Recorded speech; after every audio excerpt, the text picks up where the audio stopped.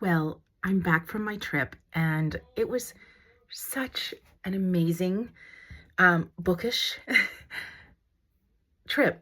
I was able to see lots of old friends, which was lovely. Talk about books with them and strangers, or not talk about books at all. I watched a few shows with people. I was able to thrift, to go to a friend's little library, pop-up sale when I was a population that was eligible for a discount.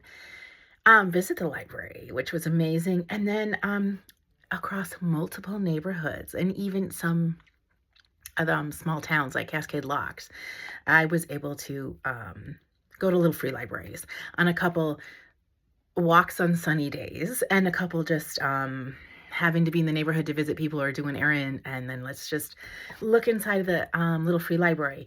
I really, I don't know what to think.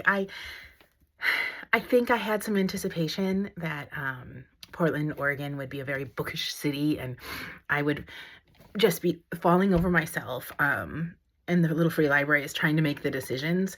And I wasn't, it's not untrue. It's the Friends of the Library sale was just, you cannot believe how amazing.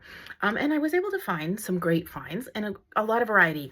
And in fact, sometimes I took a book and then later on I put it I exchanged it in a different at a different box because I had to use some discernment. I did have to get all of these books home, and I got 21 books back home with me. So anyway, I actually saw this exact book in two different boxes. One version was an old hardback, and then this little tiny paperback, which the font, quite frankly, is too small for anything but a really bright sunny day, or maybe my reading glasses, but it's a good, like when I'm traveling and I can't bring home or bring around 20 books. This is a classic of Chicano literature, and it's Bless Me Ultima by Rodolfo Anaya. Yeah, Rodolfo Anaya, and its publication is in the 90s. So I don't really know the premise of this book, but I think the setting is New Mexico, Arizona, Mexican border kind of thing. And again, published in the 90s. Pretty exciting little find. This is another book published in the 90s, which was Breath, Eyes, and Memory. And this book is Haitian. I believe the author is Haitian. I believe the setting is Haiti, and it is in fact dedicated to the women of Haiti, grandmothers, mothers, aunts, sisters, cousins, daughters, and friends.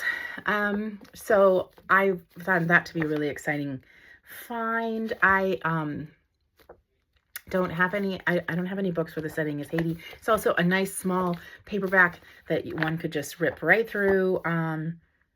I imagine that this is going to heavy. I think this is going to be a very heavy book. Yeah, Out Stealing Horses in translation. So I was excited. I'm excited to pick up things in translation, actually. Authors who are writing in different languages, I'm curious about how that lands in the writing style and the translation work and all of that. So this is a Scandinavian, and I'm not exactly sure if Per Pedersen, what country Per Pedersen's from, but I believe this is historical. This is a historical fiction, and small, also lovely small paperback. A lot of my other hauls and even the ensuing books were hardback, so I was excited to find these little paperbacks that easier to get back with me. This is just a beautiful, beautiful, beautiful book. It's beautiful, and I think it's somewhat well known.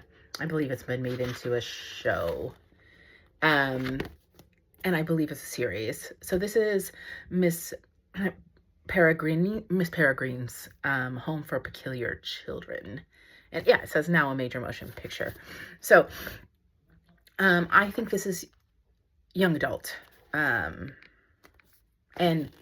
likely fantasy. And again, I believe it's popular. I don't know anything about it. I just really appreciated the how beautiful the book is, and found it to be a good find. This one I was super excited for. This will be my first graphic novel that I found in a little free library. And I'm actually was thinking I would like to engage with a graphic novel. This one is The Naked Tree. It's Kim Suk Jundri Kim, and I believe the setting is 1950s Korea. So I believe historical fiction covering the war. And yeah, I'm excited. I'm not really a graphic novel reader, and I wanted to, you know, make sure that I'm getting out of my comfort zone even in that area. Speaking of comfort zone, I've said a lot that I don't read nonfiction, and even after a lot of, as I mentioned before, exchanging one thing for another, I decided to land and keep The Death and Life of Ada Hernandez, a border story. This was published in 2019, I think, but it takes place in the 90s. Its setting takes place in the 90s. And it's the story of Ada Hernandez, written by Aaron Bobrow-Strain, and he's a journalist, and he's telling this woman's story, and I'm curious about a lot of things about this book, and so I decided to keep it, even though it's nonfiction, and I've been pretty judicious about not taking nonfictions because they're not really, it's not my vibe in this current reading era or streak. And then finally, this one was a save. This book box was broken, and it was raining. The glass was broken completely out of it, and it was raining, and this book was starting to get a lot of moisture in it. So I decided to just save it and then decide if I wanted to keep it. And ultimately I did, even though it is a chunker of a book to be hauling around, even with some moisture in it, while traveling. But this is A Gathering of Shadows, V. Schwab, and young adult fantasy, setting London, and I'm pretty sure it's a popular series, and I'm excited. I can really drive with young adult fantasy, so I decided to keep it, yeah, even though it was a chunker and kind of heavy, and bring it back with me. So I think a couple of young adults, a nonfiction, a graphic novel, a classic. What a great, adventure in little free libraries, Portland, Oregon.